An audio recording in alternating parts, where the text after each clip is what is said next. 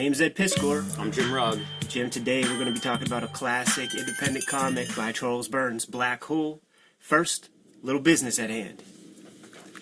My latest comic, Octobrion in 1976, world's first blacklight comic, in stores everywhere, selling quickly, which is awesome. Yes, sir. And now it's available on Comixology. Great. Both the comic book in all three editions, that's one bundle, and also the Process zine, which has been flying off of my web store. So if you're into Comixology, if that's where you get your books, now you can read Octobrion in 1976. Just to clarify, Process Zine is its own independent piece or included with the bundle? Process Zine's its own independent piece, 350 pages of every detail about the making of this book, scans of original art, basically going through all the drafts of writing this, producing this, and good response to that. So great. Both of those things are available now, both on my website and on Comixology. Right now, serializing my comic Red Room on Patreon, patreon.com/Ed Piscor, and issue 1 is going to be up there in total this coming Tuesday. So $3 will get you the complete archive. Been on the grind pretty hardcore. This is the latest page I drew right That's there. amazing. It's going to be a splash. And this is what we do during COVID times, man, when we're not playing on fucking the computer. When we're not editing videos. Look at that. That's an awesome pick. That great stack. Anyhow, man, $3 get you the archive. That's for the early adopters. There'll be a print edition of Red Room in 2021. We're dotting the I's and crossing the T's as we speak, man. But task at hand, the great Black Hole comic by Charles Burns, man. First serialized in 12 amazing issues of comics, of must-see comics, event comics. Whenever one of these suckers would come out, you stop what you're doing, and you go across the street from the comic shop, get you a coffee or a tea, and read this baby. I remember literally doing that, Ed, Totally. with you guys when we would meet up on New Comic Wednesdays. I can remember the last issue coming out and Mark Zingarelli being surprised that we were reading this.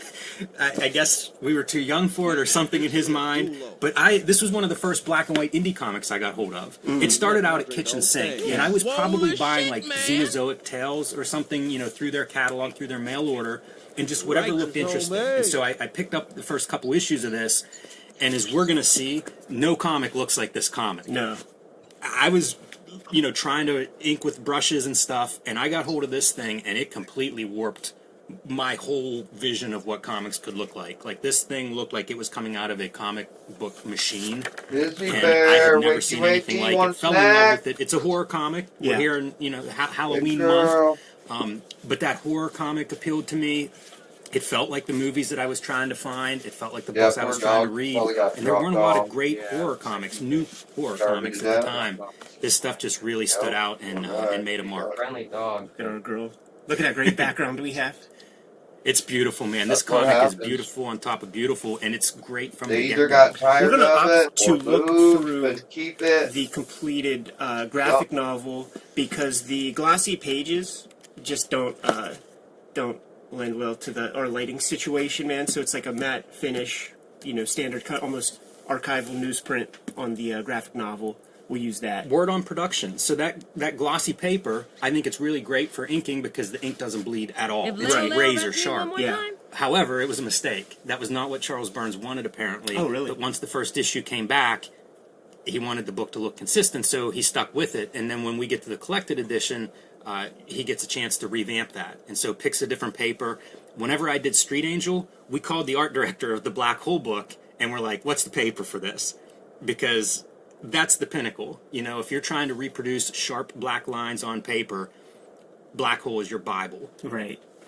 I think of a trinity of these 1990s anal retentive, super meticulous cartoonists. It would be Klaus, Chris Ware, Charles Burns. Those are the guys that come to mind when it comes to this extremely rigorous, as you said, machine-created kind of comic book aesthetic. The difference between Burns and those guys, though, is I don't know Charles Burns, man, but there's a little psychedelia to his work, we'll say, that Klaus and Ware just don't have in their comics. Their stuff has a more rigid kind of aesthetic, more constipated, we'll say, man. There's definitely a tonal difference. And this story, it's a coming-of-age story. It's about high school kids who an infection, I don't know if it's just this town or if it's everywhere, but an infection is in this town, and it's basically an STD that's spread through the teenagers having sex. It's a very different subject matter than most of what Chris Ware and Dan Clowes are doing. I think a lot of their work is older, something like Ghost World notwithstanding, but a lot of their work, it's adult characters. This is clearly rooted in high school kids. Sure. And everything that comes with that. I would put it, my note says coming of age. Mm-hmm. It's a pretty hard coming of age story, but it's still in that situation of like these kids transitioning from that high school age and through, whatever follows that. Yeah, this is the young adult comic for Eddie P. There you go. And you talk about the bug, the disease that these kids get, and you think about it in the hands of like a lesser cartoonist, how goose chills bad the metaphor can be applied, and all of that. This is handled extremely well. Yeah, I found rereading it at this time even, of course, more disturbing, because what happens is a lot of these kids, once they get this, once they contract it, some of the symptoms are visible and they just have to disappear. They basically go live in the woods almost like a leper colony or something. Right. But some of them can pass. Sometimes the visibility of the disease might be something that's concealed by a shirt. And so they get to still kind of interact, go to school, live with their families, and keep it hidden. It feels a lot like, now's a strange time to read a book about a disease like this. Sure. Is the term allegory for just pregnancy in general? Because knowing that this potential is out there, these kids are still fucking without rubbers and stuff. Right. Yeah. I thought about that as an adult. In my mind, it's like, in some cases, they see the person's infected and they still go through with it. And I'm like, why would you do that? I guess I forget what it's like to be 18. This page came to Pittsburgh and was a part of a traveling exhibition. I don't know what the exhibition was called, but we were lucky enough to get it here at Carnegie Mellon University. And I knew Charles Burns from Comic Book Confidential. His Big Baby story, he gave a little bit of a read-through in that documentary. So I knew his style, I knew his work, and I had a couple of the second volume issues of Raw before I got a hold of this thing, man. But to see that original... one of the things that came to mind immediately was like, this guy he's this good and he doesn't use whiteout? Right, and this is sitting on top of an artist edition that has, I don't know, the first 4 issues or something reproduced, and then some odds and ends. And it's exactly what you say. You don't see whiteout. I don't know if you see it at all. Like, it's almost not a tool in his arsenal.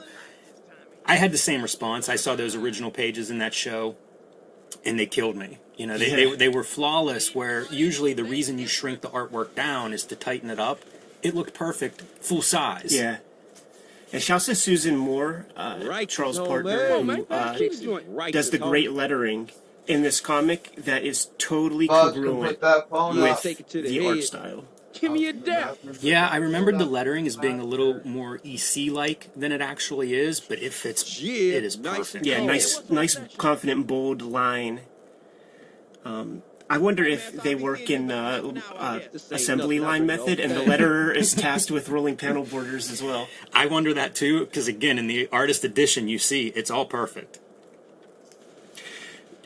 Charles Burns' style is also one of these very rare styles where I'm happy to see him draw anything. The most mundane pedestrian scene looks freaking exquisite. But then when you get to something like this, a little head trip sequence, even more phenomenal. You've been doing some crunching. Yeah, and so being a coming-of-age story in high school and kids having sex when they shouldn't, there's also a lot of drug use. Yeah. And you see it, I think, like some of these panels, this is a kid passing out, dissecting that frog, and it's just too much for him, which is handled pretty well. But you'll see these drug trips, you'll see this kind of like flashback, dream-like stages that happen a lot in this book, and he handles it perfectly. Like, the art style's perfectly suited, and it's just what you said. It displays his ability to draw everything, from the mundane of sitting in a classroom to the psychedelia of taking LSD and having these bad trips and things, and he handles it all with the same kind of incredible style and flair. He'll have these moments that are very sincere human moments, these kids getting high, just talking shit, whatever, but then he'll never let you forget, man, it's a Charles Burns comic, so you're gonna you're gonna happen upon stuff like this, these weird totems that are on trees, and then there will be almost straight up romance comic kind of scenarios happening, but then a girl starts making out with a mouth that's built into a guy's chest because he has the bug. He'll never let you forget. It's a Charles Burns comic. Giving away such a good moment. It's one of the more disturbing scenes in here. Those things, those like totem-like things on the that we'll see in the backgrounds of these woods, they were then in like Blair Witch Project. I remember seeing that movie and just being like, oh, it's such a lift from Black Hole. And there's a skin. So as you say, probably one of the big indicators of a Charles Burns comic, there you go, a human skin that's been shed and it's stuck in the branches of a tree. And some people get this plague a lot worse than others. Right. So you get the really grotesque horror, like, put the makeup on. You don't get to go to school looking like this, man. No, you're gonna have a tough time. You're in the woods if that's how the bug got you. Yeah. There are great moments, too, as the students, they kind of just disappear, right? And then the people who are still in school and still going to parties, they'll talk about him like, he must have got the bug. Haven't seen him in 2 weeks. His family doesn't live at home anymore, that kind of thing. And whenever they encounter them occasionally in these woods where the kids party, they're not even recognizable sometimes. But, to the person who's infected, they, of course, recognize their former classmates. And they would love to have that connection again, but it's just too much for the uninfected. Hey, Denise, really baby, disturbing. I'm gonna treat you so good. I'll pick you up later. Yeah, we could identify the Charles Burns scenes about every other page. We have them. These great dream sequences. The first time I traveled abroad was to a festival in Denmark, in Klaus Burns, and where we're out there, and they were talking about like the importance of dreams and how it corresponds with their comic pages, and you could see that each of these guys probably take something different away for that. Like Charles Burns is literally like depicting dream sequences, and I think what Klaus and Ware meant was you don't have to draw a perfect 67 Chevy. Like, it can be the idea of a 67 Chevy that you put in the comic, and as long as it's consistent, it's fine. Yeah, that's a huge thing. That's been something for years that took me to understand that, because you can hear them say that stuff in interviews. And I agree with that 100%, but it's weird when you're the guy drawing it, and it's like, oh, it's just not a good enough car. Right. Here's our girl Chris, and as a storytelling device, she has this little chocolate chip on her mouth. Alright, man, bitch, so that, I'm your bitch. When she takes off her skin, you can see it on the little skin piece. It's a good detail. And she's one of the leads, I would say. Yeah. I think of her, and then there's a guy, Keith, the guy that passed out in the beginning. I feel like we follow their two arcs. Yeah. And they interweave a little bit here and there. They come together at different times. But I feel like those are the two primary characters. Keith's This the is unibrow great. cat, right? Maybe you need Because to she take me has to a live in boyfriend the that looks city. a lot like Keith, except he doesn't have the unibrow. He has a little goatee. Yeah, a little flavor saver. It's interesting whenever you see Burns deviate from the kind of the Look at brush this inking, dog. like he'll do a few different variations, like a grass texture or something in the background, or a rock texture in the background. Ain't it It's gray a little round here? a finer grade, and he does it really well where we're seeing like foliage in the background, and it's a finer line. We should Yeah. go do So a that finer drive-by. detail recedes. My kinda We have a girl. big, thick, Yeah. bold black line in the foreground, Man, come and on. a lot of this art, but the background kind of steps back from that. When he does the holding I line wanna as open a beauty white, shop one day. which really, when you take a look at the artist edition, he's just filling in those blacks. Like that's not some kind of like white Dude, tech double back, or anything computer. like that. Before we put the camera on, we were talking about the luminosity of the characters, the way Bad he inks computer. this stuff, and every single panel. The style lends to making sure that we know full well what the focal Where'd she- point each panel is, because he sheds light quite literally on the characters' faces. Yeah, great example of that right here. See, this is the part where it's like, it's getting, we have a spread of a romance comic. It's not going to last for long. Yeah, you know what? That's a good thing to talk about. Charles Burns, if you follow him, if you read interviews or see his comic art stuff, huge influence of like say 50s comics, Yeah. romance and horror comics. Where did she want me to take her? Probably Hey, any my kind of dear comics, but the romance comics, like he was one of the first Oh, guys my bad. who I would My bad, really bro. see embracing that. I Whenever I always didn't know wanted I was to be right there, special, too. EJ.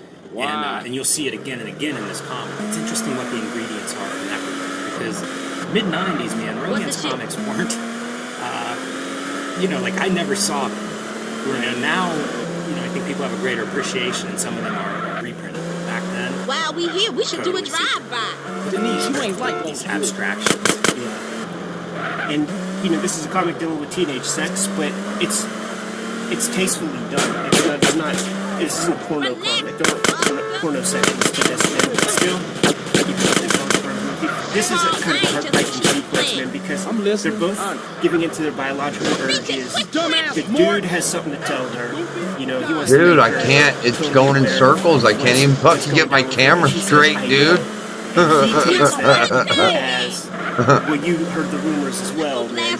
So you know what's going down. Want to shoot shit? Pops it in her, About me. and as she's writhing around, reveals the little mouth on his neck, and she's like, "What the fuck is that, man?" And this bug, it's like, it's a foregone conclusion. You fuck, you're getting it. See, this is total romance comic imagery right here. After we've just seen this shit, and this.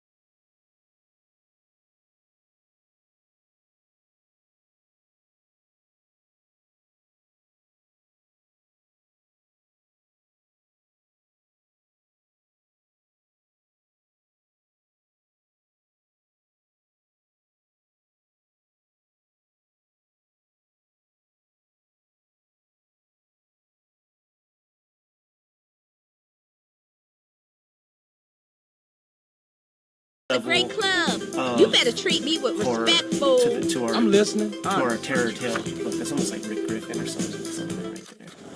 I'll kill bigger I people than you. continue to be in awe through this book. It's very easy to get mesmerized in that. Yeah.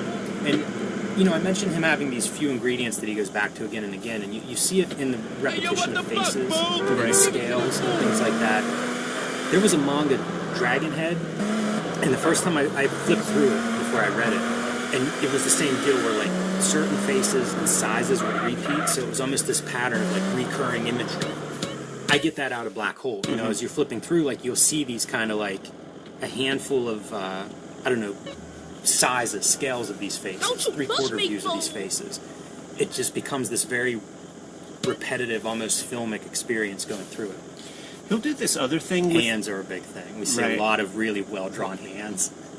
He'll do this other thing where the sort of giving into the golden age romance comic like aesthetic. With the captions, there will be a lot of show and tell, but it's kind of the writing part reinforcing his romance comic love. Like some of the panels I'm thinking of where, like, you'll see little creatures in the background, and the caption will call them out when it doesn't need to, but it's the writing part that's giving into the Hey, wellness Joseph, put comic that phone up. vibe. Yeah, a lot of the captioning is that first person accounts, which is the feelings, Right. which definitely harkens back to a lot of romance comics.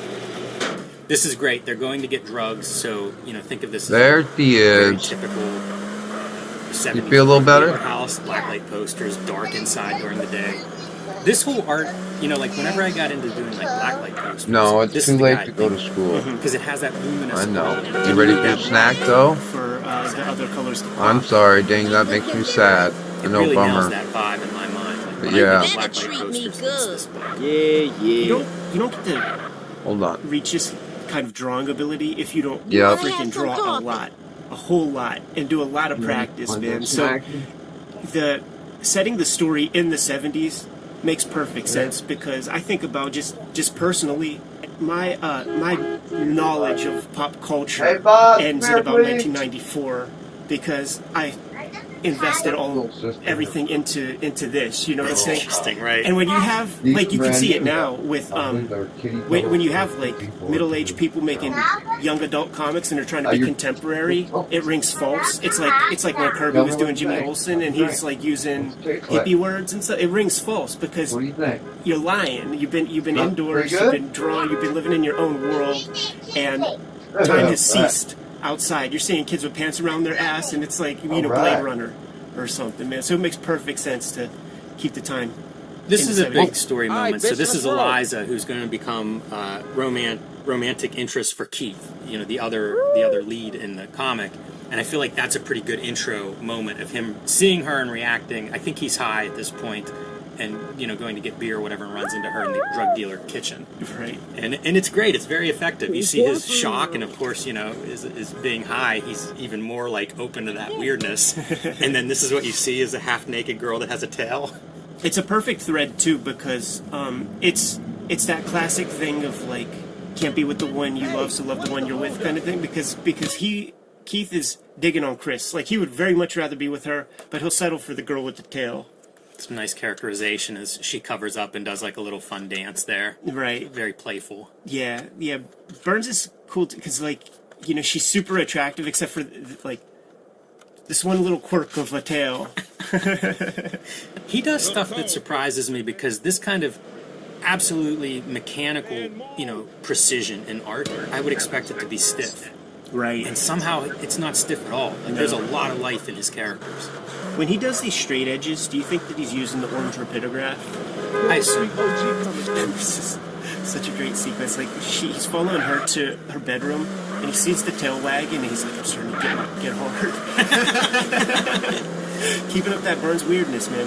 This is awesome. Yes. So she's an artist, and this is her like basement room in this drug dealer house, full of the art that she makes. Super cool, and a chance to see like Burns' other styles. If Yeah. you see like free shit, His what he used to sketchbooks. do. Yes, sketchbooks. You'll see that he, this is him drawing, much like Chris Ware's sketchbooks. When you see them, and it's like, oh geez, Acme novelty. He's choosing to draw in this style. Of course, Burns can draw with whatever tool you give him, and in a variety of styles. Some of it, I think, does look like a pen line. Yeah. But I don't know. If you look at the originals of these are paste ups. Uh-huh. So he's playing with, like, Hardcore I think they look trash. exactly the way he wants them to look. So they Yeah. may be photocopied, to get the effect that he wants before he assembles that Sure. background. That's super interesting, because, like, this is stuff probably just from his sketchbooks. I assume, yeah. It's really fun in a way. It's like you're in his brain in this room. Right. And, like, he had a very, like, sort of healthy career doing those vinyl toys, like the Aurora model kit toys, but, like, it would be guys like this, except, like, with an eyeball face or something. When he was doing these single issues, and, like, one would come out a year, and you would see an interview with him or whatever, they would ask him, like, how do you sort of keep your head above water doing this one issue? Like, we know what the royalties are with, selling one unit of a $3 comic in 1995. How do you keep your head above water? And he's Come on, always come saying, on, like, come he on, has come an on, some illustration rhythm. part of his career. And I really always wondered what that meant, because we seen the Iggy Pop cover, we saw the Altoids ads, right? But I always think of the Crumb Entertainment Weekly piece. sure. are there like American greeting cards out there or something that he has to like use some kind of fake style or like coloring book? Like opportunities were out there more plentifully than there are now for illustration, but still the bulk of those opportunities for an illustrator in the 90s, the like coloring book and like stuff like that would be akin to a photographer having to do like wedding photography to make their nut, you know, like it was out there. A killer comic book. Coloring book. Coloring book. Yeah, he'd do a killer coloring book. Man, I can't believe he hasn't released one of those that I know of. He did one early in his career as like a yeah, right, as an early project. But it's surprising to me that somebody hasn't capitalized on that. Thick black line would be perfect as a coloring book. He also he used to like I used to get paper samples, you know, when I was a designer, and he worked with one of those big paper companies where like he would do a lot of stuff that would then go through their samples, you know, to show off like the different papers they had, how color would reproduce, and you can find those on eBay and stuff. So definitely he was a celebrated illustrator too. It's not like he was middle of the road scraping for jobs. I think he was a sought after guy. Look at this transition, right? Naked dude standing right there, right? Hot dog gonna secure. And dude, that's a Hills, veiny dog. That's a Hills department store hot dog that was sitting on that little rounder thing, getting pimples and zits and all kinds of things. And these are our guys out in the woods who have the bug, right? She's an interesting character to me because you never know. You don't know what she has. You don't know what's under her gear. She's with the crew. She has the bug, but we don't know. That's funny. It's what almost her like malady is. The one character in Breakfast Club who's in detention because she has nothing better to do. Right. It might be a normal girl who just gets a little more attention here at the fire than she does in school.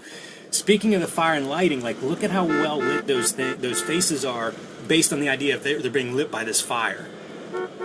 Incredible control of lighting. Yeah, so much black on the page, man. So and just the like that white just pops everything that's important in the panel. His ability to do like white as an outline is something that about comic books. it's really hard to do. Very few people. The other thing, you know what killed Ed? When you see it at this level, Ed like was that's what Jim's just talking mental about prick. too, man. 'Cause, and you he have does it a to be lot. to You be know, an like that's artist, part, dude. again You part have of to that be vocabulary. yeah, look at But that. then when the camera flipped on leaf him, textures, He can handle wood it. bark, fucking killed it, dirt, dude. grass. He couldn't take. We when see he this did that. guy's like Yeah. kind of like a reoccurring and you got to be humble. character, You sort gotta, of like, always it's okay from to a be like a a back prick and three-quarter be a view, man. comedian, Like, A critic. shot from a but neutral then you got to be position. able to This fucking is put Dave. that camera He is on probably yourself. maybe a fourth You know what I lead mean? type. He's kind of the leader of this So, group I of think people that's out in the the secret woods. to And so surviving. this guy must be, I don't know, an early person that was infected with it, or somebody who has Yeah, it worse, because he it will doesn't make really you hang out with the dark, seeing group, all that shit but a and little other bit. people, and it You know, will like he's around them, make you- but stays kind of away from the actual like group going, hanging out. And stuff. Like these comic these books that make textures, fun of dude. Yeah. everybody. Just This to is make why sure the who book was that. would come out. The issues would come out Uh-huh. 32 pages a Carson year. was famous for And in that. Comic Art Supposedly that's why Magazine, it everybody went through loves his Carson. process a little bit with like how he constructs Carson made their fun of example was a himself cover as much image, as he made and it's fun about of 5 other rounds people. of penciling Carson Daly? before No, Johnny Carson. ink even hits the paper. The It's a lot original of late night show. That it's a was lot the of original dude. flipping the image and getting everything At least the one who made it super big. get as tight There as might have been possible. some Super- before he's one then. of the 'Cause guys the that Tonight Show pencils existed extremely before tightly Carson. and then adds But extremely when tight Carson ink to got go on top there, of it became like a I net. think You you know what I have to mean? if you're doing this level of. He's the one Yeah. who did that. It would The be thing hard to that's make kind that of dying up down on the now. page, That was Carson who did that. especially without using whiteout. This is, I think, just another great composition. The reflection in the mirror as she's walking out of the bathroom. It's very deft. Johnny. Yeah, that's a good depiction of space, outside space. This is one that paused me because this is a harder thing to draw. But, you know, depicting that kind of school campus, it just makes sense to me, and I wouldn't draw it that way. So to see it done well is like, okay. How about not your headphones? someone that knows what they're doing? Near Yep. glimpses of some of that different texture on the ground. I don't care. You can take your TV back there. Chris, she's But not you don't end up involved sitting in because front of it, she's in love dude. with this guy right here. First, you're She has sitting a in bug, front so of he's it, hoping then the her next thing you're move like, in. I know what those We're gonna things. move into the Jump me. woods out there. Remote's probably in this basket. So this is, I mentioned how he'll start with these grids, and then as we get into, say, a drug or a drunken state, the grid starts to warp. And you see it even in the grid, like a perfect 6-panel grid, and then you see it starting to slide. And by this point, it's just montage-like. Right. It's slowly sort of coming back together. first time her skin got ripped off, and that was a really cool part to the story too. Like she's at a party in the woods, everybody's about to go skinny dipping, and she has the bravery to set it off. She's the Frank the Tank, man. She takes her gear off, and everybody just pauses, stares at her, and she's like, "What, man? You guys are wusses?" When you see her from the back, you see that her skin, like down her spine's all gnarly and kind of coming apart, and everybody in that moment is. And yeah, you can play Bioshock, Bubs, for like an hour, dude. She's aware that she's been exposed we're about to have lunch. That's all. You're about to have sure lunch, and then you're gonna have a break after that. Exposing herself if she knew. So yeah, so then do everybody something. acts differently after that moment, and it's a surprise to her. I don't know. It's revealed, and I guess we're gonna see that probably. When she pops into the water, and she's kind of thinking about like how the tone changed.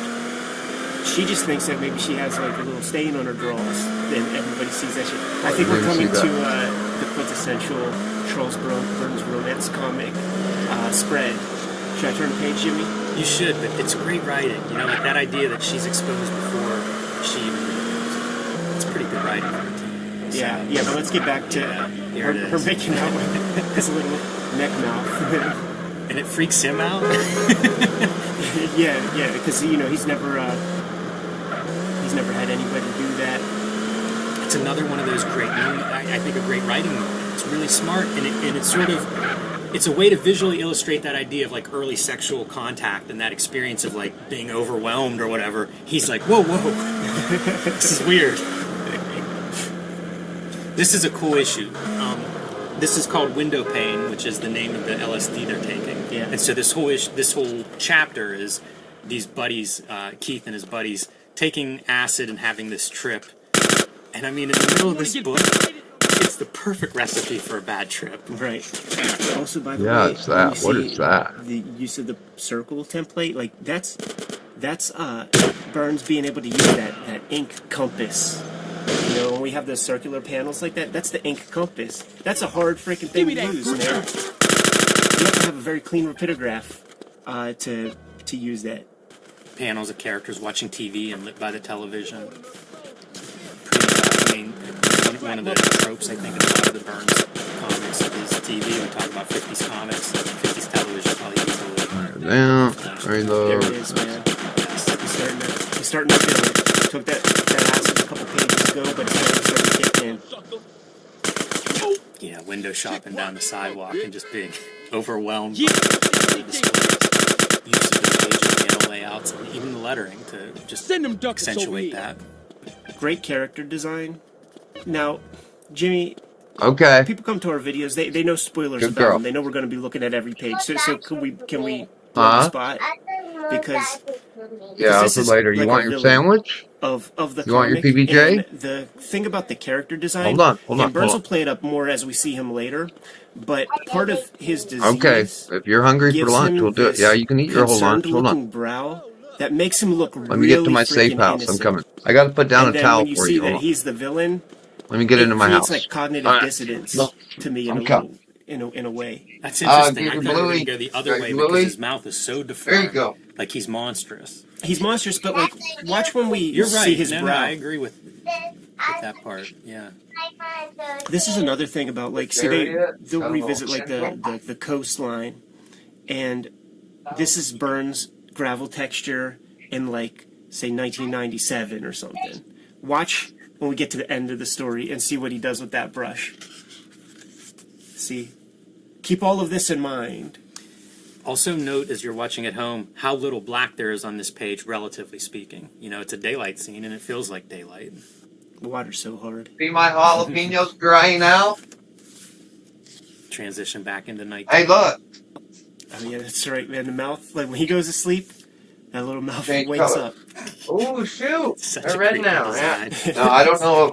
They might rot. His lettering, Like all the they might title need to be lettering like is in the so sun, Yeah, dried yeah, out, once dried again, out. it's Susan Right, Moore, yeah. his- Can you believe it his changed color? wife and partner. Crazy.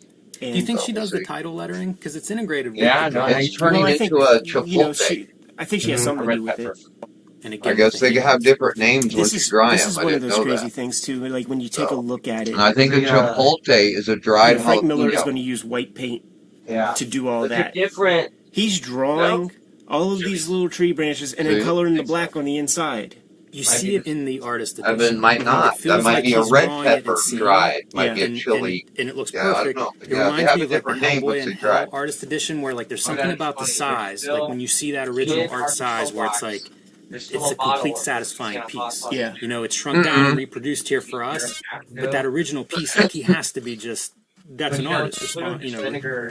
I don't know if it goes bad. I mean, it might, but it's acidic. It's Perfect 70s bedroom. Got the Bob Dylan joint. Yeah, all this stuff. on vinegar the go wall is bad. always fun. Yeah, It's funny too how those posters are so. vinegar and salt. I was gonna say vinegar's already bad. They're very common. preservative in There's itself. a big Yeah. legendary Vinegar and poster salt, that's what company. you I should think they made all preserve their See? money off of what's the model? I'm telling you, that's why they eat it too, Poster that sold millions. So you know, Bob That's Dylan, why of course, the Jimi Hendrix that we saw earlier in the. Yeah, they just trial and error. They found out. I remember in college there would be like poster that would come through. They just found out through trial and error. Yep. And it was just posters, and they were the same posters. Like you probably could have bought any of those posters at that. So. There are guys meeting Chris again in the woods for the first time. Got the innocent brow, the innocence of our guy. This is what he looked like before he caught the bug. And he's part of chess club, man. And then you wonder, like, well, what kind of chicks did those guys get? Get to see. That's that moment too where Chris is like, Are you? I'm sorry, I don't remember you. It was a pretty good show. It was all right. Perfect high school. I wasn't a huge fan, but I'd watch an episode For now a and while, then. this was talked about being made into a It's movie better and than a whatever game. else. It's like they, Yeah, it's better than anything on right now. Oh yeah, yeah, I I'm would often agree. surprised when stuff like this we don't have a movie because it's so well developed. You know, like that's a scene that would be in any teen movie. Right? The kid has the crush on her for 8 years of sitting next to her. And she doesn't know. There was Yeah, a I whole think it's, group uh, there, just dude. That so whole many good Conan moments. I think O'Brien, that when he was on the It's hard to no, crack there the was a code whole on this group because of it's guys, such dude, a, on Saturday Night there's so Live. much to this one. There for a I while, don't there get was a that bunch. into But yeah, I 90 know. minutes or the modern day movie, which is 2 Ah. hours and 90 minutes. Half the writer Fair group. enough. And, Yeah, I mean, in this Dr. age of television shows, it yeah. feels like this would be. No, very they're smart guys, episodic. dude. The chapters are so self-contained, and they advance so much. So we're back to Eliza, the girl with the tail. He's back looking for drugs. You can see his evolution. He's got a haircut. He's cleaned up. He's got a job. He's grown up, coming of age. She is not looking as good. This all you giving me? Yes. This is around the point too where Burns' writing, levels Give me up the shit. because he's now playing with All right. with time in a lot of ways. Man, he's going forward. He's going backward. One question: if we Oh, yeah? were to What's do a that? shooter movie with him, I would be curious to ask about the rigidity of the just the plot of the story. Did you have like bullet points for the forthcoming issues, and then work on the writing sort of as it came up? Did you leave a lot of room? You knew what the ending was. Did you leave the middle to sort of play with? Because he's such a rigid artist. I don't know if you I'll turn have that that off now. with the writer part. Go, so go, I'm go, very go. curious about Go, that. go, go. The stuff That is little built toof in the toof beginning, thing, sort of, dude. everything Ouch, has what its is payoff, that? So it feels constructed, but that's a question to ask him. Everybody, all these characters too, are very. Hey, pay a nigga. I don't want to say self-absorbed, narcissistic, but they all have their own problems, and they're all sort of. They all dwell on it. Whenever they get a chance to talk, we're going to hear about what they're going through. That's kids. It is totally, it's perfect. Like even in one of the earlier chapters, when Keith is having his LSD trip, he ends up at that fire with all the infected people. He's complaining about it. It's like these are Okay. they're No, out of their how am I homes. getting Their robbed? life is in turmoil. He's the one complaining. Oh, you mentioned pornography at the beginning. We do see porn magazines. Another one of those like 70s kind of perfect set dressing. Yeah, and you could tell that's the 70s right there. Perfect name, dude. Right. See, we have our Charles Burns romance sequence, and we got to keep Hey. it Burnsian, man. So she's going to want that tail pulled. Gotta run away, dude. What's You gonna can't let happen? him. The fucker's coming off. You can't get in a crowd Another like panel that. with a hand and in the Can't middle kill him of the tail. fast enough. Yep. Gotta He run. loses his stroke in the mix of it, man. But she's like, no, I like it. It's all good. I've been fixating on it. Of course. And see, he's so, like, it's perfectly cut off. I remember when I was a little kid and I'd catch lizards, and the first time my tail broke off, it was just like, what? Did I just kill this thing? It's very reminiscent of that. I definitely was looking at the end of that tale for a while. Can we get to the action sequence? Because our girl Chris, she's got it. She has to leave, man. Her parents just don't understand. They're trying to keep a tight leash on her. So she works with Rick to escape, man, to get the hell out of there. She's going to live out there in the woods. And they're having an amazing romance. He still is going to school because he could hide his issues. But he visits her every day. And we have our most kind of melodramatic sequence. You know, I love you too. See you soon. And here's our little guy in the woods. Our most deformed guy. Yes. That's a guy I think of as a Charles Burns drawing. Sure. The straggly hairs on his head, the big brow. One of the tropes also of the Burns face is the choice of the profession. The eyeballs are set very far apart. And when, I saw this when I was a kid, like learning how to draw, and the teachers are always so rigid about, 5 eyes wide, one eye distance between eyeballs. And I'm like, but this rules, and it certainly doesn't abide by that. Yeah, very small eyes. There's always room for that. This Great is sequence of getting the pipe in the face a couple times where it's like direction. Right. A lot of movement whenever he needs to bring it. And it's really gross, man. That face is I didn't sell you this, right? up. Yeah, it is. Super violent. That's the last we see Rob. Revolution Rob is coming. Yeah, and Chris has no idea it happened. All she knows is Rob hasn't been coming around. Yeah, he just done disappeared.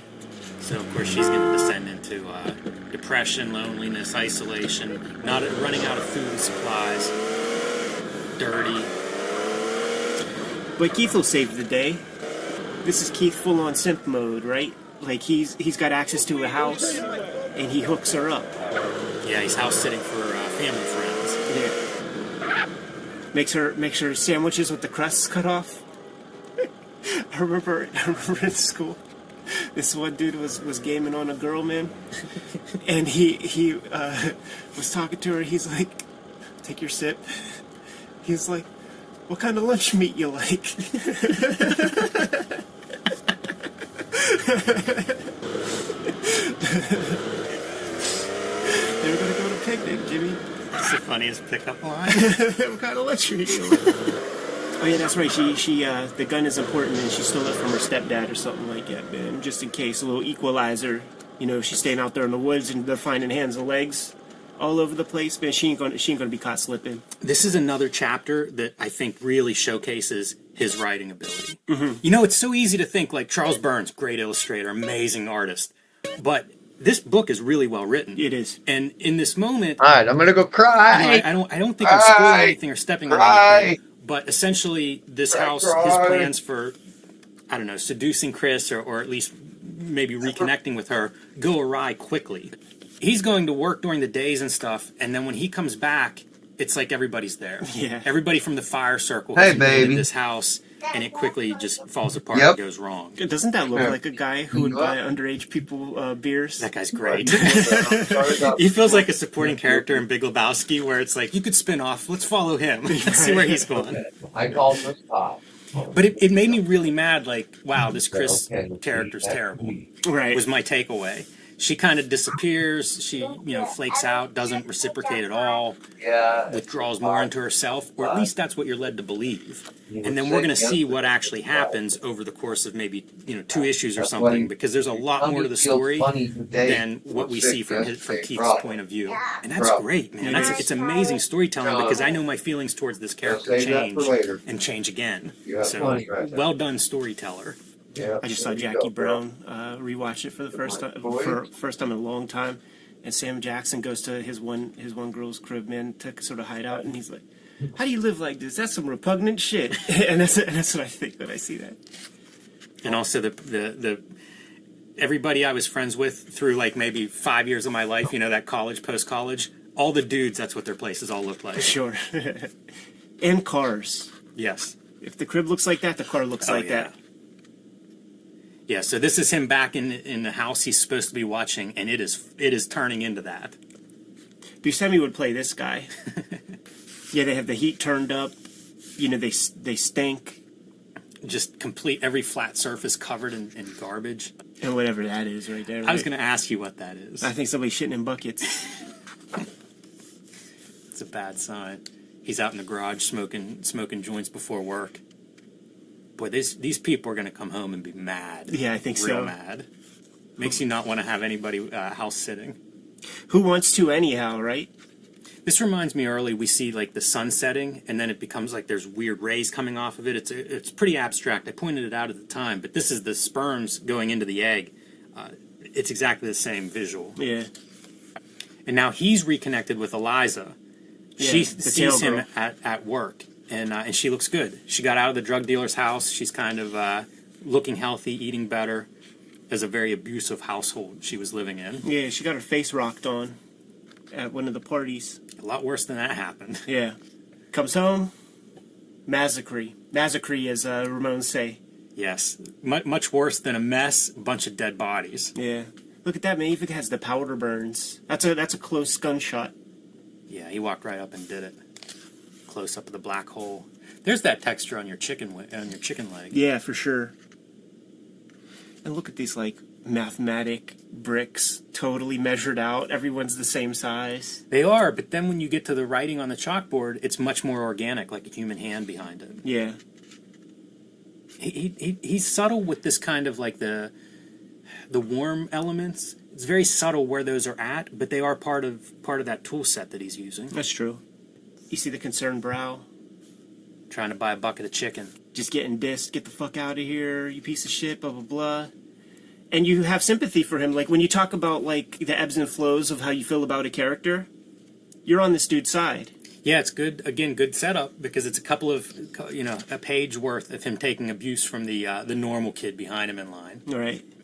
See, even when he's being tough, man, he still has that innocent-looking brow. It's important. And that sad face, the sad mouth. Yeah, right there, right? Spits in that dude's mouth to infect him. Yeah. And get to answer the question, like, who's been making those totems? Of course, this would be the guy making those totems. It's his Igor. When do you know I what's had coming my here? lunch. When you were reading this, Oh, were okay. you like, oh boy? Oh, yeah, right. Right. Brings him some brings his outcast buddy some chicken. Yeah. When you see this, you know it's all down, because this is the guy that rocked on our other cat and said he's doing it basically following orders. Yeah, Dave clearly the leader of these guys. And that's established throughout. Like he reaches out to Chris when she's alone and tries to bring her to the fire. Maybe there are ulterior motives, probably. Yeah. But it's still the act of the guy who's kind of has that leadership role. By the way, another trope of, like, say the 90s and before would be porno in the woods. Woods porn. Yep. You can find it. Is it in Playboy? Chester Brown's book? Does he find? I know he hides stuff in the woods, right? Well, somebody has to hide it for us to find Chester it. Brown. You always wonder about the guy who hid that stuff. Yeah, it's nice. This guy's enjoying himself, really enjoying the chicken. Nice warm moment. And let's end it. Let's end that warm moment. Flashback. It's making prints in the dirt. Snow angels. Yeah. And then this is just recounting the events. What if we just leave this piece to people to read, man? What do you think, man? The only piece that you're going to miss from this, there's two pieces that come towards the end. Sure. No, I'll just say it. It's not something we have to see. But we find out from Chris's point of view what happened this morning whenever Dave goes on his killing spree.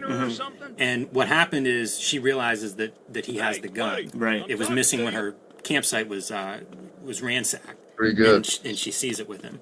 And so she locks the door and flees out the window. And tries to kind of like get back to life. And some of these people that are infected, the infections start to go away. It's almost like they age out of them. So, that is kind of a possible hope that, you could improve. But she goes back to that place on the beach that we saw earlier, her family campsite area, and connects with some old people that offer her some food and stuff. And so there's a little bit of hope from her. But she left as a way to, like, kind of protect. Come on, get out of here. Maybe not Keith as much as herself, but she had no choice, So as a reader, I was mad at her that she was like blowing this guy off. Right. But then you find out she had to, or she would have been dead in that house. And then the other piece is that people are healing from this, whatever this infection was, it appears to be temporary, which is, part of that coming of age thing, that transitioning, I guess, Hey there, to adulthood. girl. Jimmy, look at that. Let's go out Little lizard. dancing, fool. There's your Nobody. display of like every texture in the book is now in his pen. I don't know if those are pen nibs that he's inking with at that point to get the really fine kind of texture. It's all available. Yeah, let's look at some of the beach stuff. This ending really strikes me as being it's the end of it's like high school school. Right. That whole time period, I think, is just horrible. And This this is them great. getting out of it. It's the end. Maybe you need to take me to Graduating Liberty adulthood. City. Wow. It's an incredible book, incredible read. Makes me want to look at stars on the beach. It's so much darker. Where I live, you just can't see stars very well. You really want these to be people from his high school yearbook, right? You hope so. And these are what appeared in the end pages of the original 12 issues. So you would get one shot of CJ. them, these 12, Yeah, on one side, and then the boom. infected shot on the right. It is pretty fun. If he didn't pull those from his yearbook, he missed a chance. I think so too, man. And then, of course, he had to do his own version. Yes. Because every piece of this has to be perfect. Yeah. Great book. Get it in any format you can find it. It's early days of graphic novels. That's one of those terms that's thrown around and usually just means spine. But I mean, this is While a we here, we cohesive, should do a incredibly drive-by. ambitious Why story. can't I meet more Vintage, girls? He What's lands it, tripping? it's very well done. So when you think of the novel part of graphic novel in the traditional literary sense, this book delivers. Yeah. I just remember. I wanna open a beauty I shop lost my one very day. first eyes Yeah. against in a category for best reprint graphic novel against Black Hole. I think Black Hole. My No. boyfriend will kill Here are the me. nominees.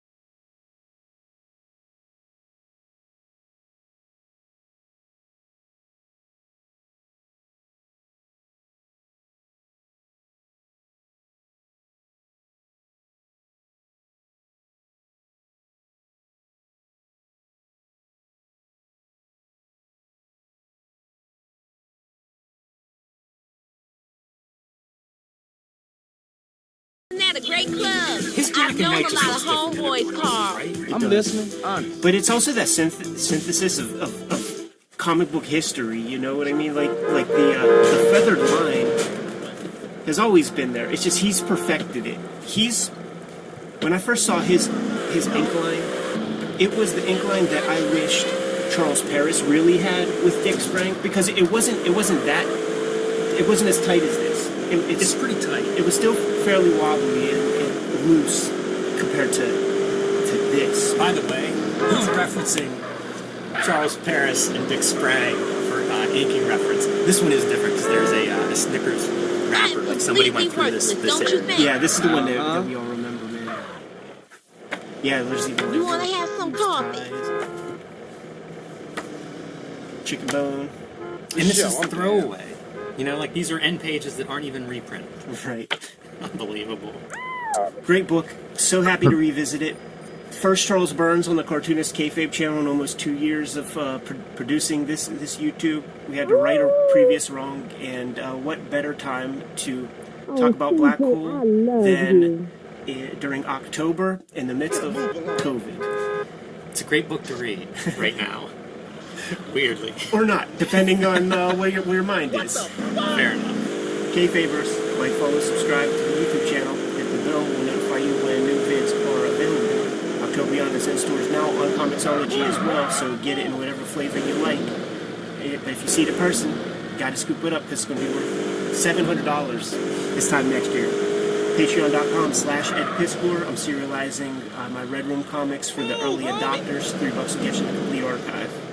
You can subscribe to the Cartoonist Kayfabe e-newsletter at the links below this video. You can find Cartoonist Kayfabe t-shirts and merchandise. Give one more marching order. Let's get back out of here, Jim. Read more comics.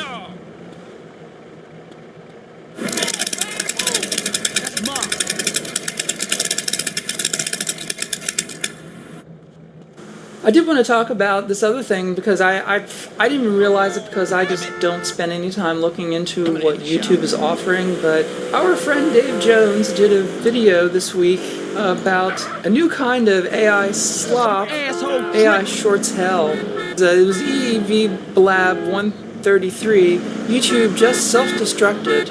Apparently, I didn't know anything about this, but Dave explains in the video, and you can go to the EEV blog and look at it. It's the most recent one he put up.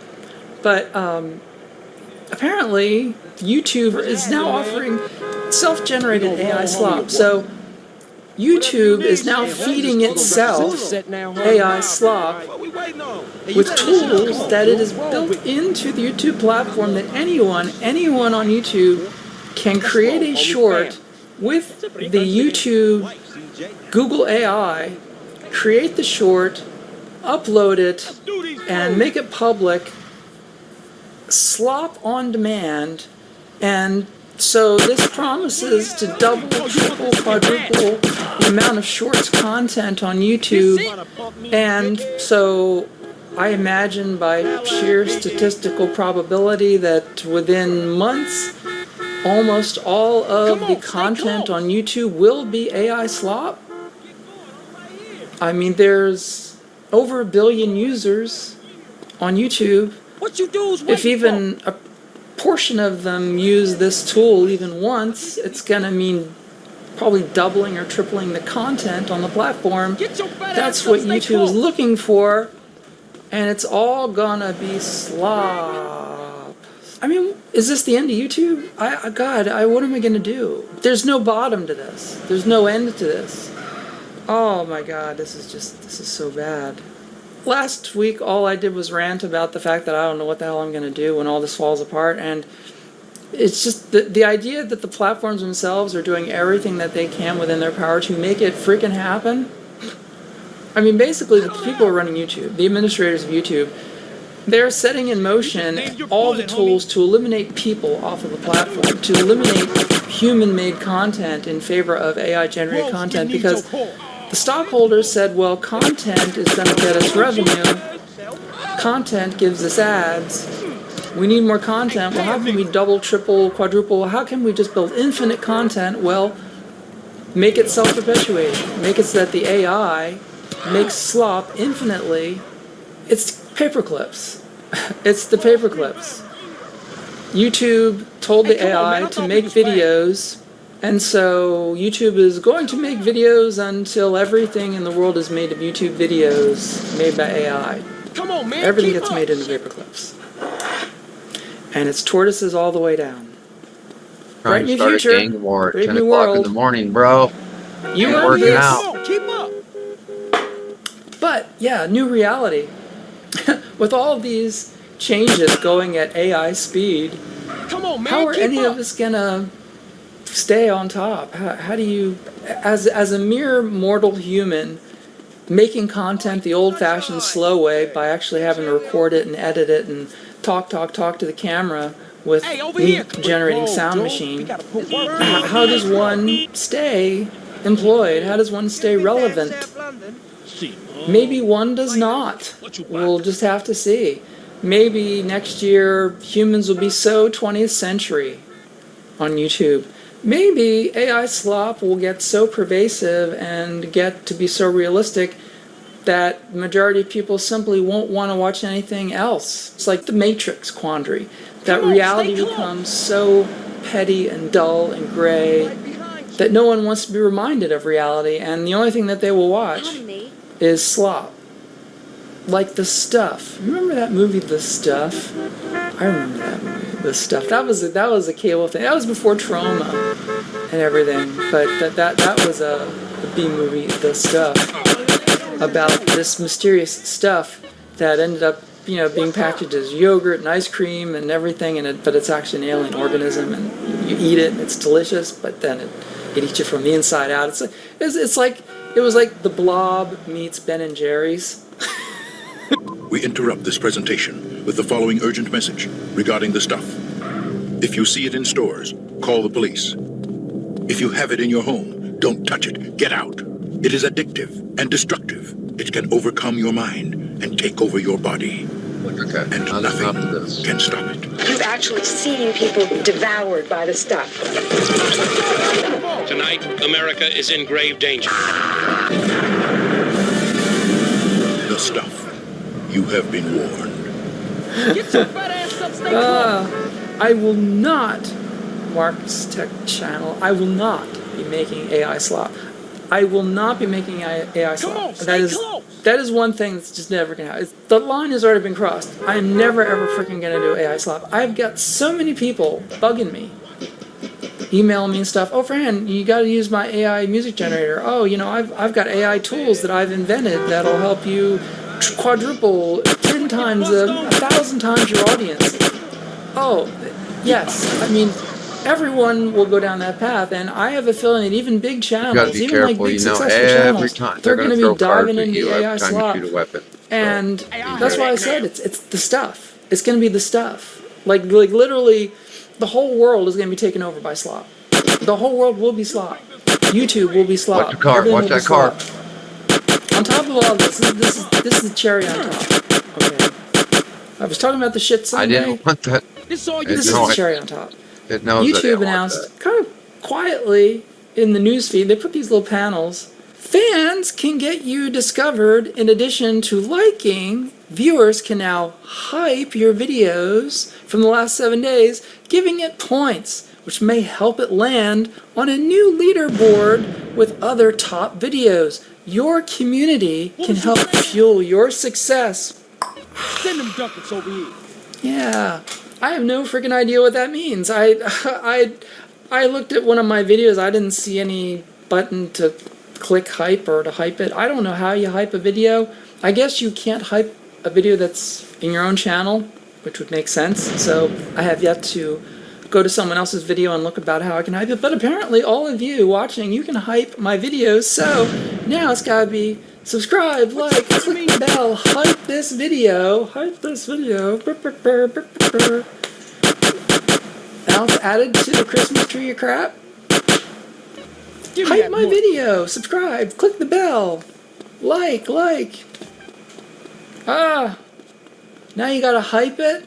As if being seen was enough, now it's all about hype. So what this means is, I'll tell you what this means, is that only videos that are getting hyped will be seen. So now it's going to be like a requirement that because there's going to be so many videos that are going to be hyped that you're not even going to get on, I already told you, you're not going to get on the board if you're not being hyped. So it isn't even about whether you're being seen.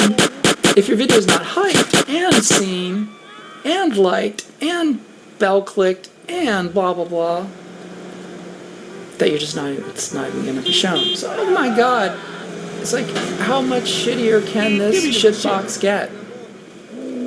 Can't see the hype button. I couldn't either. I don't know where you hyped the video. Is it in the pull down menu? I didn't find it. Does anybody know where the hype button is? Elenina says, I've hyped some of your videos. They only give you the option on some videos and only a limit each week. Ah, so it's got to be a new video, because it says within the first 7 days, and they probably only hype certain videos that they think should be hyped, that the AI, Googlebot, thinks should be hyped. So I guess, got to get in podcasting mode here. Podcaster mode. So make sure that when you see the video, that if it says hyped, that you hype the video. You gotta hype the video, click the bell, subscribe, And like, is hype, gotta hype it.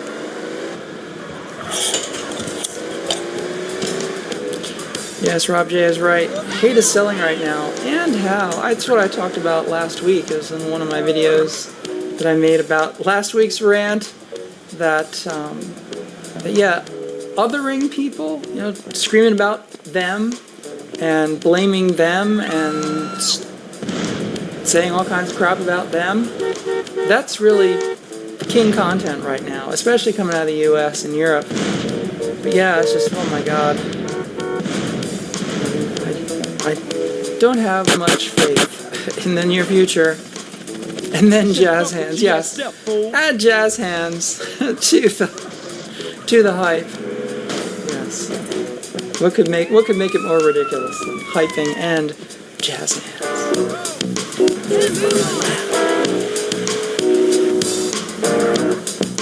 That's where I work.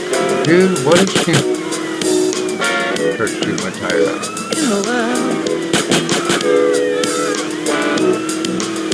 Go berserk. In my lab, that's where I work.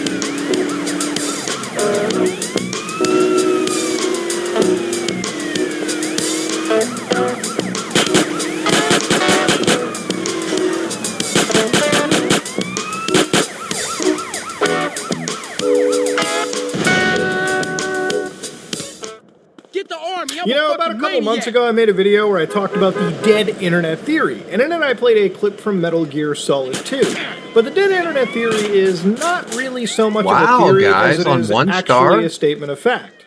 A lot of traffic on the internet is slowly switching over to bot traffic, right? And while some of it is good, a lot of it is bad. And in an age of artificial intelligence and social media that we all live in, it's getting tougher to actually discern what's actually posted by a real person or a set of ones and zeros.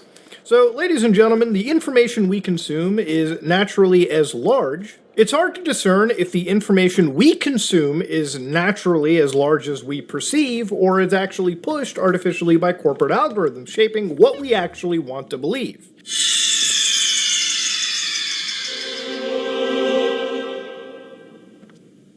Now, obviously, I can't make this video without at least addressing why I took a hiatus a week and a half ago. See, I talk about taking accountability, and one of the accountability things that I want to take is making a video titled Post Next Clarity about a week and a half ago, where, again, I took a matter that I probably should have handled over a phone call privately, and I made it a whole public thing for about, a few hours, and it's one of those things that I should have handled, again, privately, talking to Nux, somebody I worked with for years. Now, this was all in relation to a collaboration we did on his channel about, 2021, 2020 at this point. And it was one where, again, I had received a lot of comments on a Reddit and, again, various other social medias. And it's something that brewed for a few months. And it caused me to make a pretty bad decision on my channel, which is upload a 39-minute video, which I would say a big chunk of it was really a hit piece on somebody rather than actually addressing things. So at the end of the day, I just wanted to come in and say that, really, I want to address the serious mistake that I made, which is making that video in the first place. And again, throwing somebody under the bus like that. So again, for this, I just want to say that all these situations have been resolved pretty much in privately between me and Nux and, any party that was really involved in this.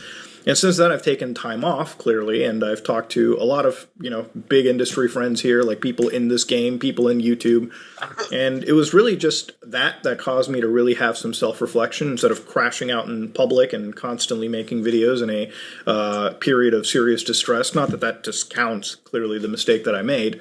It made me go into some level of, thinking for myself, really mentally assessing where I am. And it caused me to, again, have a bit of a reset. And it's this reset that I want to make videos like this, the one that you're about to watch, in action, not just mumbling words, of content that I want to make in the future. So I want to take accountability for a seriously, fucking shitty video that I made about a week and a half ago. And it's one of those videos where I want to move on past from. I've talked to everyone privately, which I should have in the first place. And yeah, that's pretty much what it comes out to.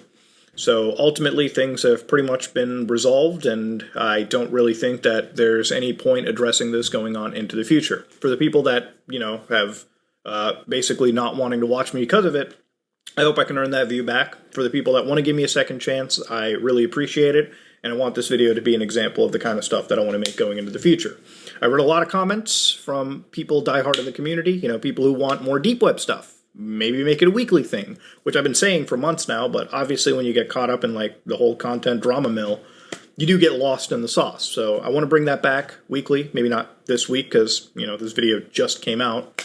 But, maybe cover things like virus investigations. Obviously, go back to Linux stuff, which there is a lot to talk about there. Gaming, a lot to talk about there. We just had the Crazy Game Awards. And if I want to talk about trending stuff, I think I should really stay in my lane and my field of expertise and cover crazy stuff like Scam Tua, which both of us went offline at the same time, and only one of us has been back so far. And of course, beyond all of that, I definitely want to talk about alien stuff for sure, because it is a passion of mine, and I think I really should be tapping more into the passions that I have. That's been a pretty common theme talking with my friend group. But ultimately, ladies and gentlemen, I want to end this off over here. I want to take accountability for that shitty video that I made, and I want to move on forward, and I've resolved everything privately, as I should have.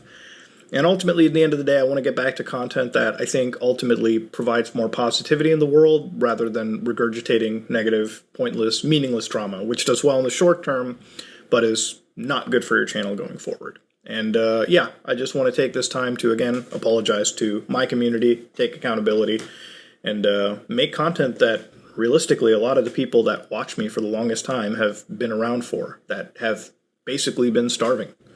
But, hopefully I can earn your trust and earn some level of admiration back.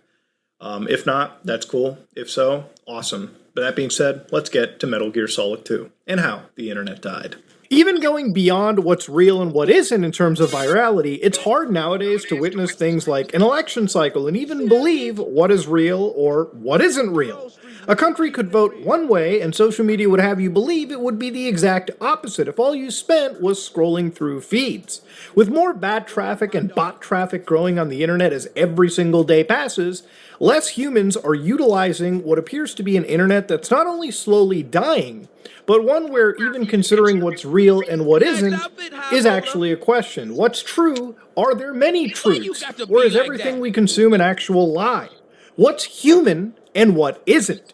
Is the information we consume, the videos we watch, the posts we engage with actually real? Or is it just more static, fed to us by social media algorithms that want us to fall more and more into addiction, running revenues up for these companies and having us just mindlessly scroll through feeds? If 2024 sounds scary, what should scare you again is the fact that this was conceived pretty well on point by Hideo Kojima's Metal Gear Solid 2 back in 2001. When you look at things like the dead internet theory and AI tools, a lot of channels you might look at on YouTube, faceless channels, where obviously you don't really have a personality on camera, channels that usually will just talk about specific topics or bring up something that's trendy, even channels that once seemed to have been run by human beings apparently seem that they could probably be headed down an AI path. Now, a channel known as JCS Criminal Psychology is a pretty large channel that basically spawned the true crime interrogation niche, recently had a video that was removed called Newlyweds Tell on Each Other.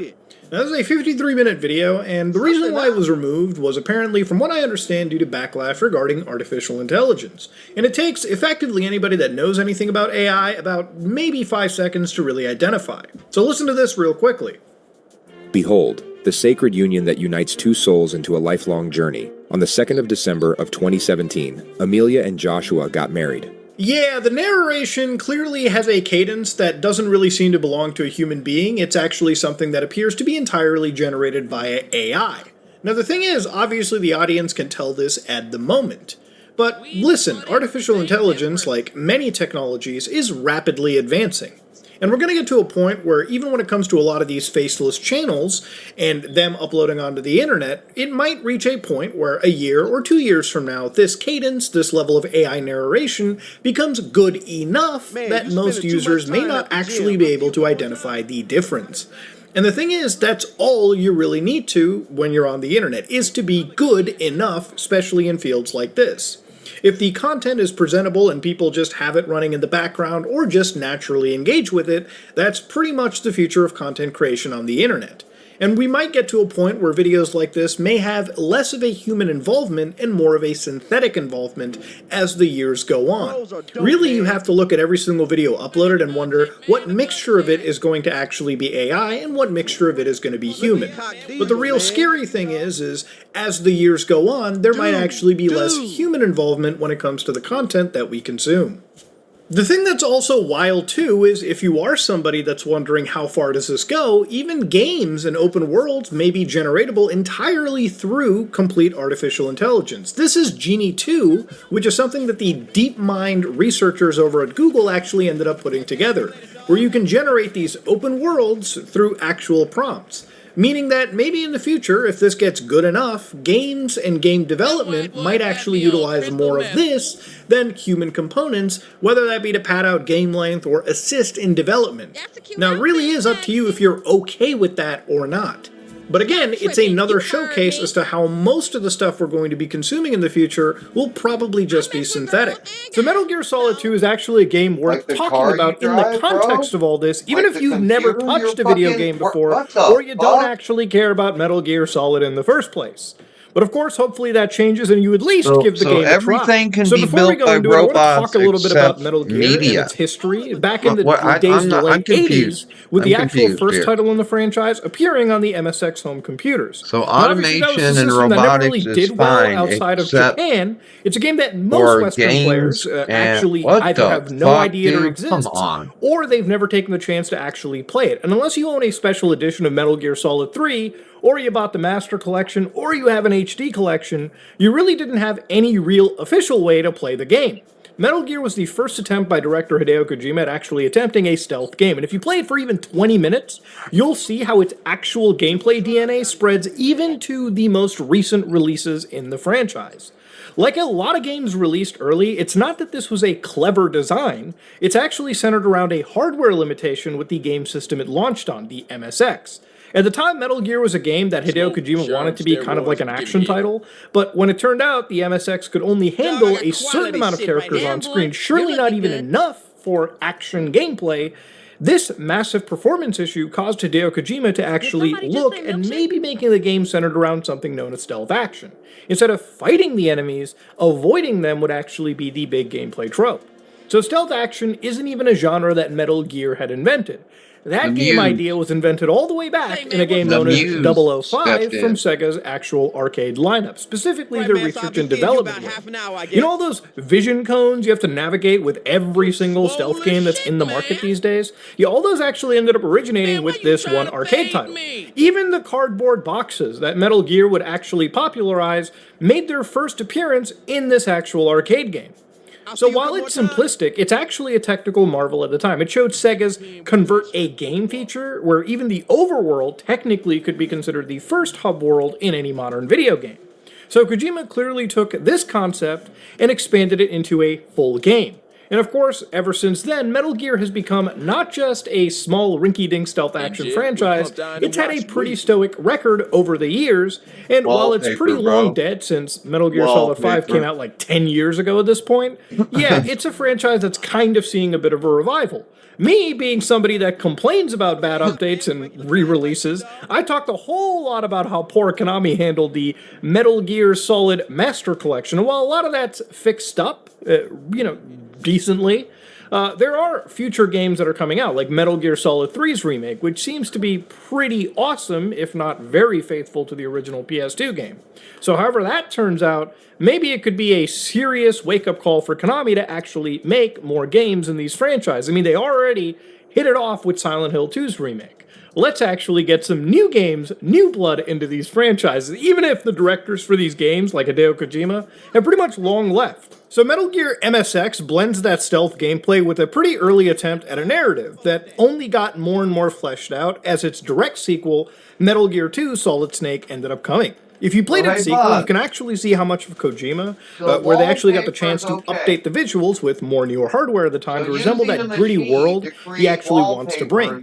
Evolve the gameplay, capture the state of enemies beyond the player screen, and implement a lot of puzzles and a lot of backtracking to the point where replaying this specific Metal Gear game, not worth it in my opinion after a few times, okay? It's not a bad game. There's a lot of cryptic shit to it, okay? When I have to get owls to hoot at certain parts of the map to get people to shut off laser grids, that's when I'm considering shutting off the fucking console. But of course, there's a lot of story beats from this game that even got carried to Metal Gear Solid 1. For instance, things like Cyborg Ninja, tracking women to bathrooms, and that's not creepy, I swear, you have to get the context.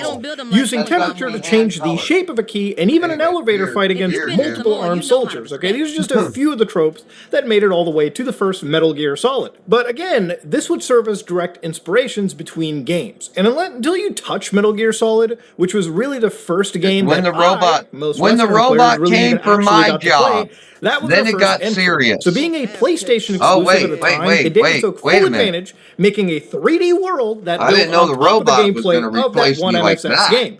So a title that had you sneaking through Shadow Moses, right? If you played MGS1, the robot was going to be played beautiful, Metal Gear 2 on the MSX2, you probably saw some pretty good gameplay evolution. Now, gameplay is not a part of Metal Gear that I think is entirely the sole focus. Metal Gear, in my opinion, is the first game in the franchise, specifically Metal Gear Solid, where Kojima, as a movie director, really starts to flutter his wings, okay?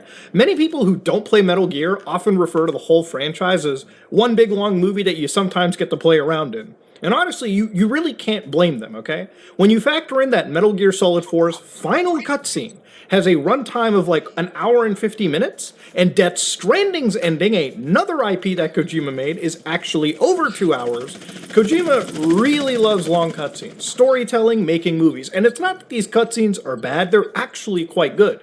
It's just that, obviously, for a video game franchise, the narrative is a pretty strong focus. The cinematography is a strong focus. And honestly, the cutscenes and the voice acting even are so good that even back in the days of the PlayStation 1, for an era where voice acting was usually an afterthought, the performances by David Hayter, Jennifer Hale, and other various popular actors were so good because they actually gave a shit that it ended up putting the story just a far cut above the other stories at the time. You know, this wasn't just a video game that was a video game that people looked at because it was just a kid thing. This was an actual movie and a mature experience for people that were actually adults. And if you were really interested in things like military history, the sci-fi world Kojima was generating, all of it was an incredibly gripping experience. But gaming is a technology that is completely rife with innovation and advancement. And for the time, the PS1 was a pretty mind-blowing experience. But on the horizon, there was another system that would end up taking the fucking throne, and that was the PlayStation 2. It ended up being the absolute showstopper, releasing in March 4th of 2000 in Japan and internationally later that year. The jump in graphics was actually astronomical. Right from year one, we had games like Driving Emotion Type S, Dead or Alive 2, that actually showcased the power of the hardware and the level of graphical prowess on the PlayStation 2 that would only get more insane when you started looking at games like Grand Theft Auto 3, Automodelista. Metal Gear Solid 2 came out November of 2001, just a year after the release of the console, and marked not only one of the best releases, but also one of the best looking games, in my humble opinion, on the actual PlayStation 2. Now, I started this video talking about how Metal Gear Solid 2 predicts the future we live in today. And with our social media feeds regulated by corporate AIs, built to deliver us information that might be more in the interest of companies and governments, and with a growing number of people who actually completely have disavowed the mainstream, their information comes from social media feeds that are curated by big tech companies around the world. When we consider what's real on the internet, right? What's a faceless channel versus what's a real individual, when we look at information presented to us and the overwhelming capacity of it, it's discerning what's true and what isn't true and what should make it into the future human zeitgeist and what shouldn't is kind of the discussion that Metal Gear Solid 2 brings to the party. So for now, let's kind of pull back and kind of talk more about this game. E3 2000 comes and Metal Gear Solid 2 is the first game shown to the public, the first actual showing in this 9-minute trailer highlighting not just the game's visuals, but advanced weather effects, wind, AI, and actually things reacting to the world. shadow casting, the artificial intelligence literally clearing rooms with military tactics, all to effectively highlight just how advanced sneaking would be in the PlayStation 2 era. And of course it was filled with all of the cinematic design we've come to expect from Hideo Kojima as well. Now if you thought hype would be at an all-time high, you'd absolutely be right. Remember, for people going from the PlayStation 1 to the 2, games like Metal Gear Solid 2 were probably a strong reason that you would consider actually upgrading the hardware. Tons of people saw that E3 trailer and they actually thought it was way too good to be true. And you can't blame gamers, okay? Being a little skeptical of bullshottery, which is something that goes on to this day, all that actually changed when Hideo Kojima actually released a playable demo alongside a game known as Zone of the Enders. Now, I've played this a long time ago, but I actually managed to put it through again, and I wanted to see something here and see just how much of the demo made it to the final game. And I'm glad to say that gamers really had to eat their words. The trial version of Metal Gear Solid 2 actually holds up pretty well to that E3 demo. And while a lot of games don't get many demos these days to prove their marketing materials are not complete bullshit, Metal Gear Solid 2 hands down walks away leaving at least any gamer skeptical completely satisfied. The demo effectively takes place all the way from the beginning of the tanker chapter all the way to the Olga fight in the main game. And as soon as you actually fire it up, you get this beautiful 3D render of the George Washington Bridge. You see some helicopters fly by, but as soon as you fire the game up, those visuals are on complete display.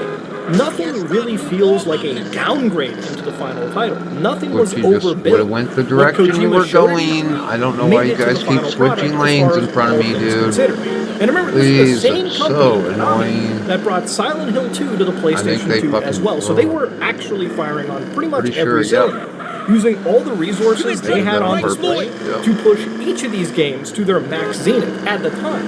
MGS2's AI, gameplay systems, and early weapons are pretty much on full display. Key differences was basically the game wasn't really denoting whether each vision. So one thing about the final release of Metal Gear Solid 2 was obviously the controversy around its marketing, right? So up until this point, if you're a Metal Gear gamer, you probably want to play Snake the entire way through. And every single footage that I've shown you up until now pretty much shows that Snake is, in fact, the main character of the game. Well, the trailer and marketing materials certainly did not show any other character but Solid Snake. And of course, it's pretty standard. It's something you'd expect from a sequel to one of the best PlayStation 1 games of all time.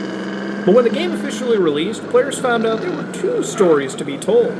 The tanker chapter is where the first act of the game really takes place, kind of the prequel, and the remainder of the game, 80% of it, is actually the plant chapter played by another character known as Raiden. So Snake's total game time in the actual game is around 2 hours, if you're really taking your time. After that, you play an entirely new character, this twink named Raiden. Now, of course, where in the promotional materials was Raiden? Oh, yeah, nowhere. This, ladies and gentlemen, was a bait and switch. So it's not shocking that gamers got a little bit pissed off not being able to play Solid Snake and instead play as this total rookie the entire time. But Metal Gear Solid 2 presents its story in a way where you have to really play through the eyes of somebody that is actually pretty much a brand new person to this universe. Remember, Snake is somebody that is jaded. He's lived an entire life. He's seen this reality that is the Metal Gear universe. But for somebody like Raiden, who's effectively trained entirely in virtual reality, this is kind of his first time dealing with the events of this universe. So while the player, you and I, are kind of like in Snake's shoes, where we can actually see the world around us, Raiden is a bit newer to the story, and it actually plays pretty well into the entire game. Yeah, but when it turns out the majority of the game's runtime by a large margin was this guy, even the game's title cover at the time had no mention of Raiden. Hell, even the game's in-game title screen had no idea of Raiden until it actually changed once you beat the game.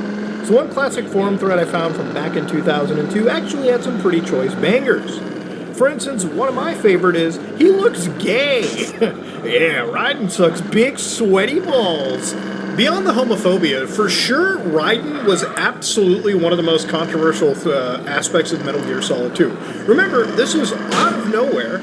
People expected to play as Solid Snake after Metal Gear Solid 1. I guess it's kind of like, imagine playing Halo 2 and after Cairo Station, not playing as Master Chief, but instead playing as a rookie soldier, occasionally interacting with Master Chief throughout the game. Obviously, if you're a gamer, you probably want to play the character that you fell in love with. And Raiden really did come out of nowhere. They never talked about it in the promotional material.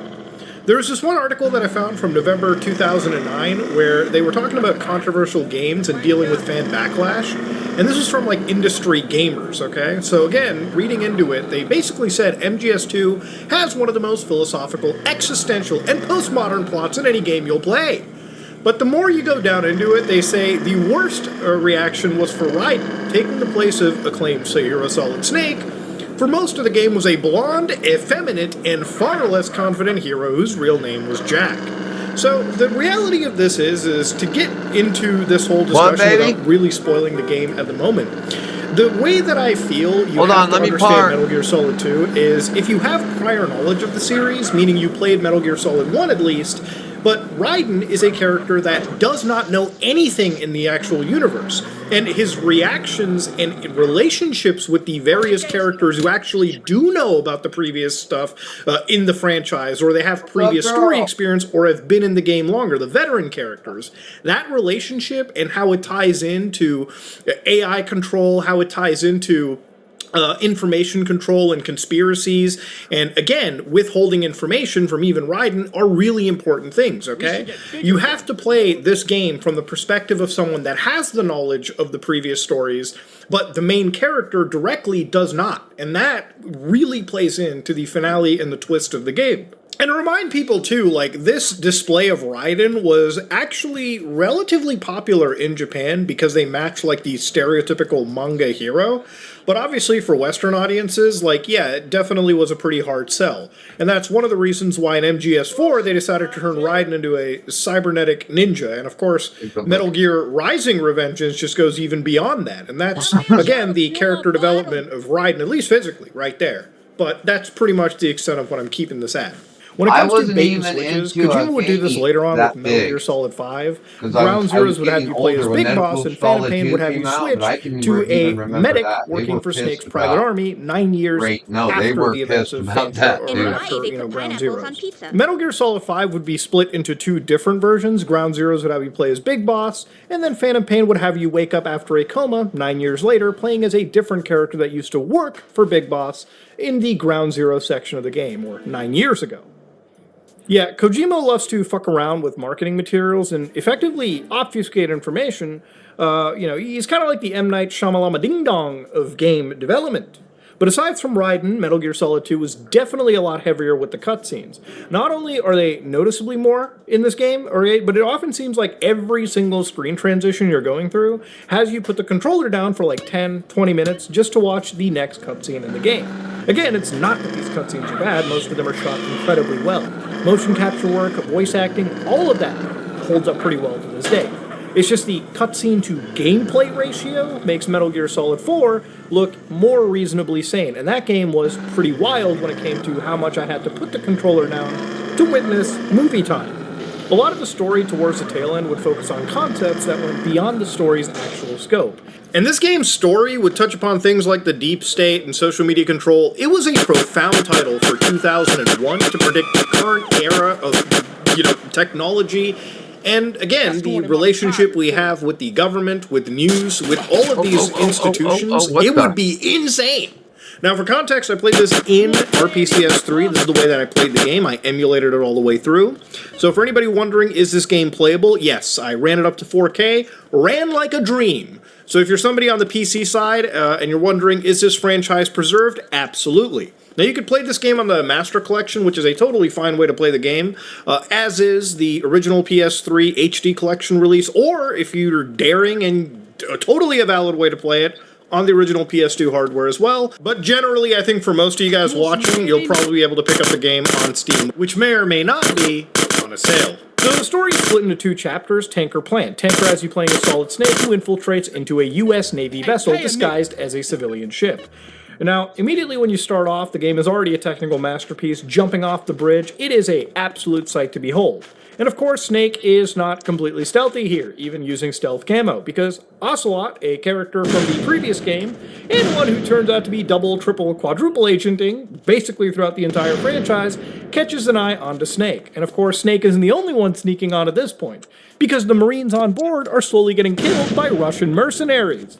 So yeah, it's going to be a massive party, and none of it's going to end too pretty. So anyways, years after the event of Metal Gear Solid 1, Snake and Otacon, who escaped from Shadowverse, start a new organization known as Philanthropy. A group officially recognized by the United States, but recognized yet still fringe. So it's kind of like a gray operation. What the fuck, dude? Oh my god! Oh my god! Philanthropy gets a tip that a tanker known as the USS Discovery is actually secretly transporting an anti-Metal Gear weapon known as shooting me with there?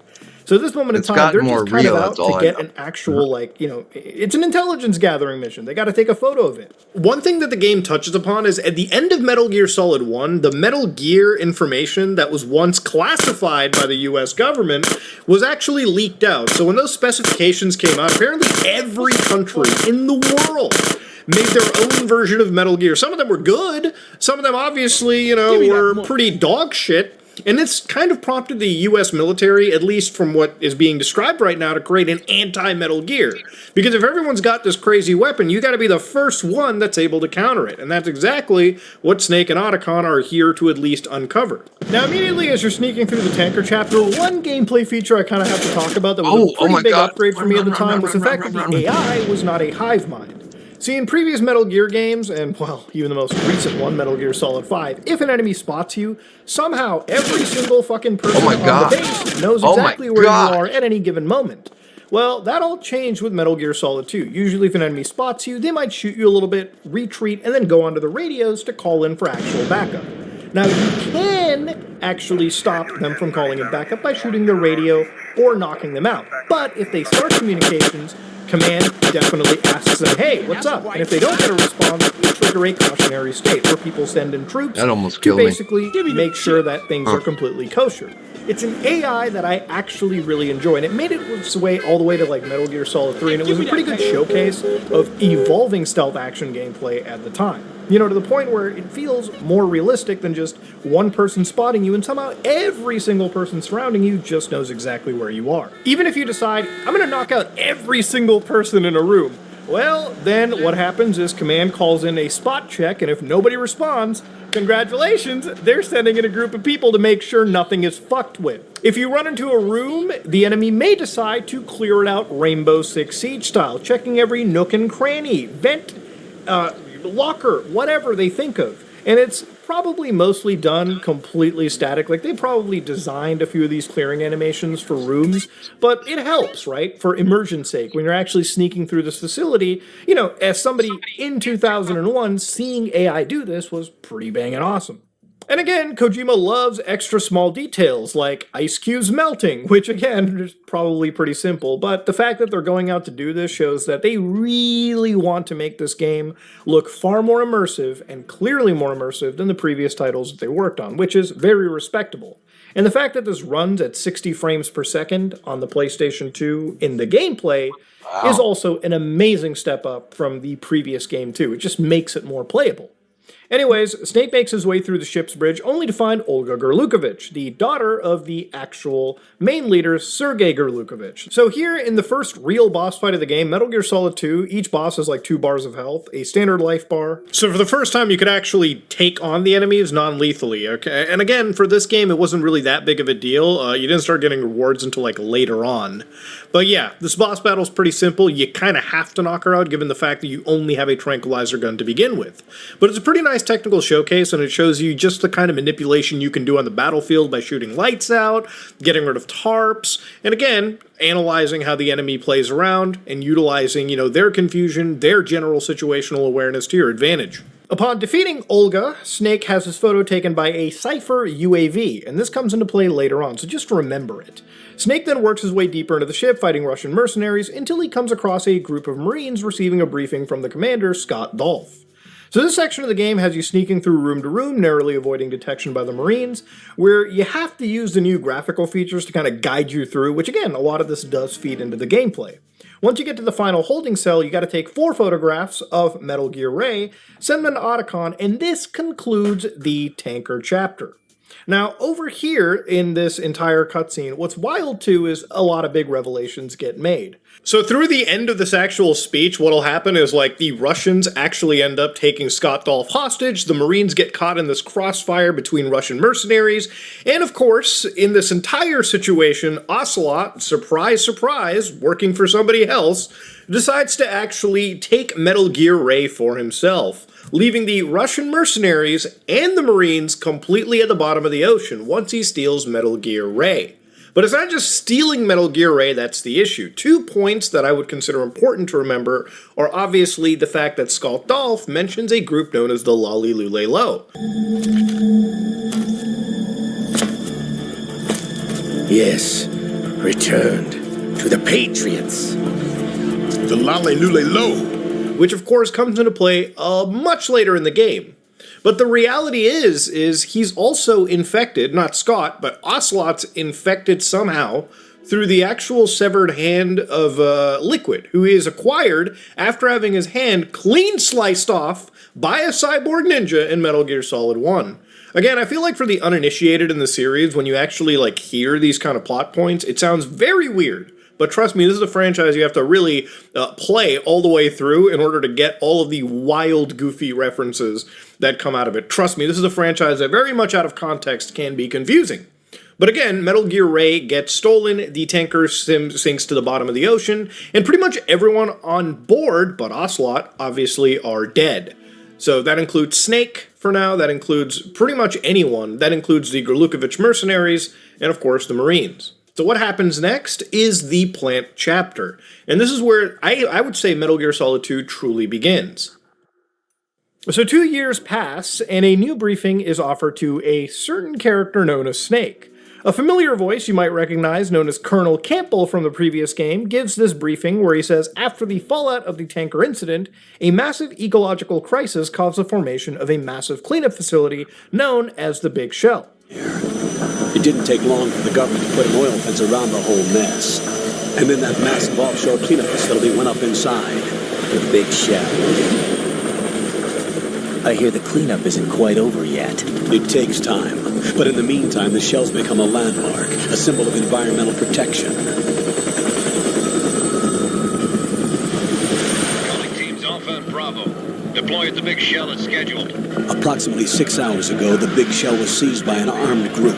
Do we have an ID? Former members of the Navy SEALs Special Anti-Terrorist Training Squad Dead Cell. Russian private army members may also be involved. It's a highly trained group, and they have the Big Shell under complete control. Here you get introduced to, again, Snake, a member of the newly reinstated Foxhound. For context, Foxhound, beyond just a very cute dog breed, is a small but highly formidable black ops unit in the United States military, and while they've existed for decades, they often disappear and resurface with new units and leadership throughout, again, the decades. Foxhound was a group underneath Liquid Snake's leadership in the previous game Metal Gear Solid 1, and its members served as the game's unique bosses and antagonists, and it wasn't really until later, or again, until after the events of Metal Gear Solid 1, when they suffered massive losses, the unit was completely disbanded.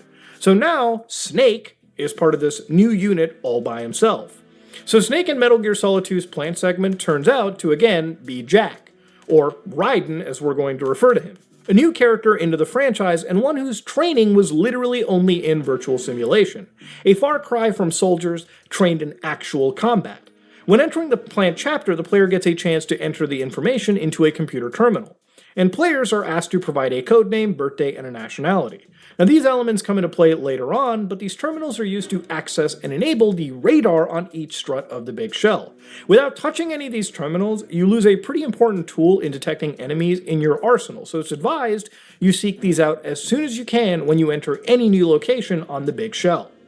The assignment that Raiden is given is to infiltrate Big Shell, occupied by a group known as the Sons of Liberty, this terrorist group apparently headed by Solid Snake. It's a pretty shocking revelation because the good guy from the previous game is now apparently this fucking terrorist. It sounds completely out of left field, but since he literally died like 20 minutes ago in the game, it really has you wondering, is this even the real Solid Snake? Even the Colonel in the game has doubts.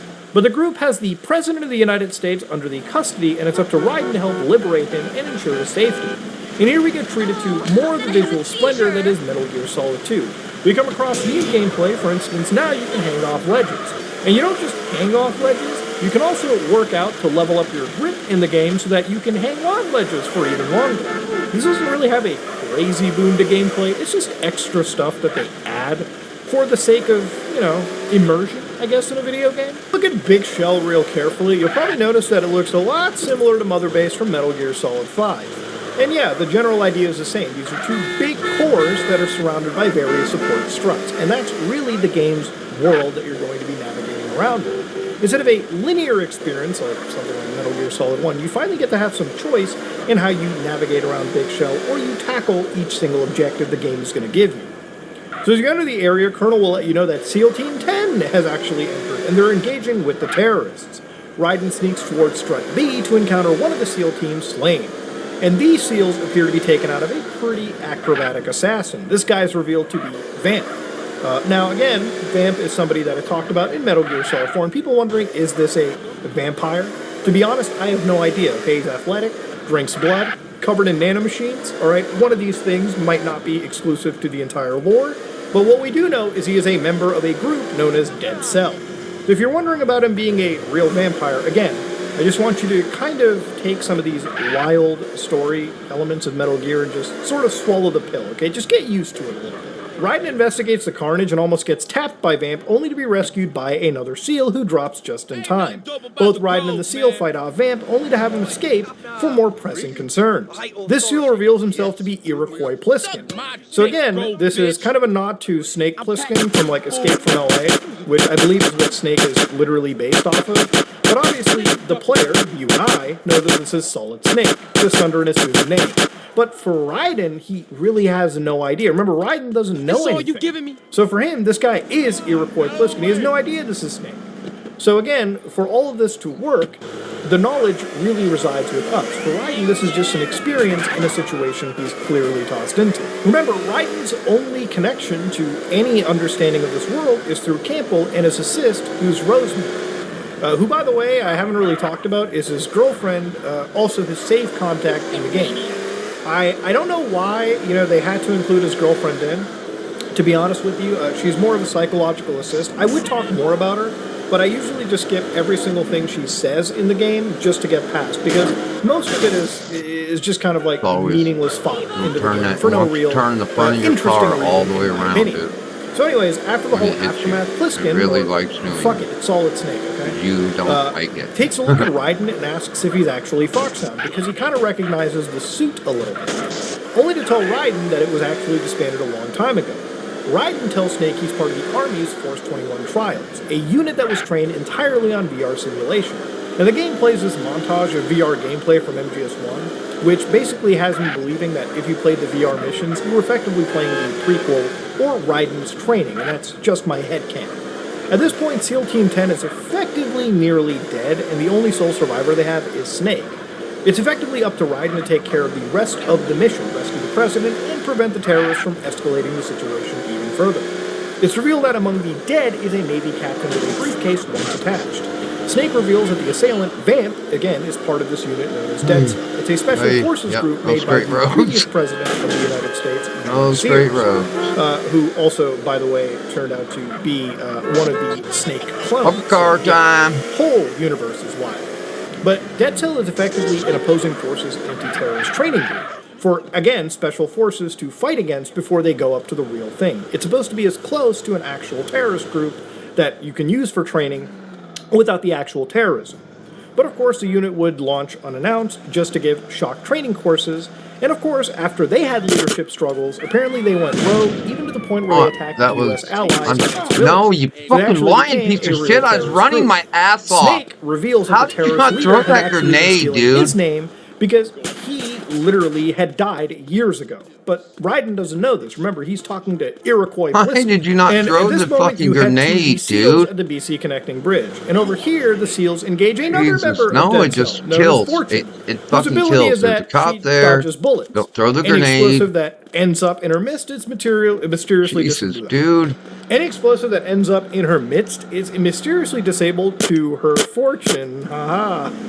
And amongst all of that, she holds on to a railgun, destroying anything in her way. Out of all the bosses in the game, she's actually the one that's probably the most uninteresting. Like, her story's okay, especially towards the end when they wrap things up. But honestly, when you have a franchise with so many cool, unique bosses, like the end, with very unique abilities, having a character that you literally can't win against because you can't actually shoot them, even if you try to play within the game's sandbox, is just not that exhilarating.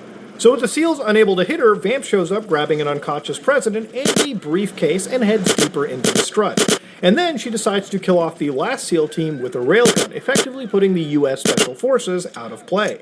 Campbell tells Raiden that the terrorists have brought a Harrier jet, and with the loss of the SEALs, Raiden has snuck basically undetected, and it's up to him and him alone to take care of the mission.